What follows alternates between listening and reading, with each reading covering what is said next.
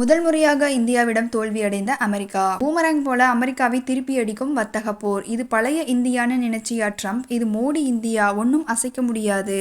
Donald ட்ரம்பின் வரி கொள்கைகள் காரணமாக இந்தியாவின் மொத்த விலை கிட்டத்தட்ட 1% அதிகரித்துள்ளது.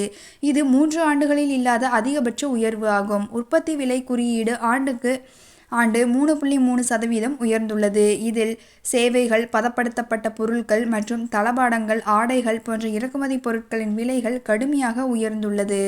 அமெரிக்கா விதித்துள்ள வரிகள் காரணமாக வர்த்தக நிறுவனங்கள் அந்த செலவுகளை நுகர்வோர் மீது சுமத்த தொடங்கியுள்ளன. இதனால் வரும் மாதங்களில் பணவீக்கம் அதிகரிக்கும் என்ற அச்சம் எழுந்துள்ளது. வரிகள் திரும்ப பெறப்படாவிட்டால் அமெரிக்க குடும்பங்களின் நிதி நிலையில் மேலும் அழுத்தம் ஏற்படும் என்று பொருளாதார வல்லுநர்கள் எச்சரிக்கின்றனர்.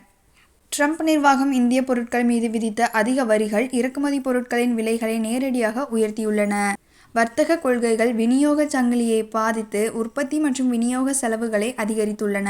இந்த மொத்த விலை உயர்வு எதிர்காலத்தில் சில்லறை விற்பனை விலைகளையும் உயர்த்தி பணவீக்கத்தை அதிகரிக்கும் என எதிர்பார்க்கப்படுகிறது.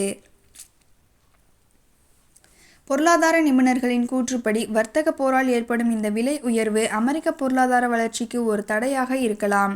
அமெரிக்க அரசு இந்த வரி கொள்கைகளை மறுபரிசீலனை செய்யாவிட்டால் நுகர்வோர் மற்றும் தொழில்துறையினர் இருவருக்கும் தொடர்ந்து சுமை ஏற்படும். மொத்தத்தில் வர்த்தக போரில் இந்தியாவிடம் அமெரிக்கா தோல்வியடைந்துள்ளது. அநேகமாக இது அமெரிக்காவின் முதல் தோல்வியால் கூட இருக்கலாம். இதற்கு இந்தியா பழைய மாதிரி இல்லை என்பதும், சக்தி வாய்ந்த தலைவர்கள் இந்தியாவை ஆட்சி செய்து கொண்டிருக்கிறார்கள் என்பதையும் ட்ரம்ப் இந்நேரம் புரிந்து கொண்டிருப்பார்.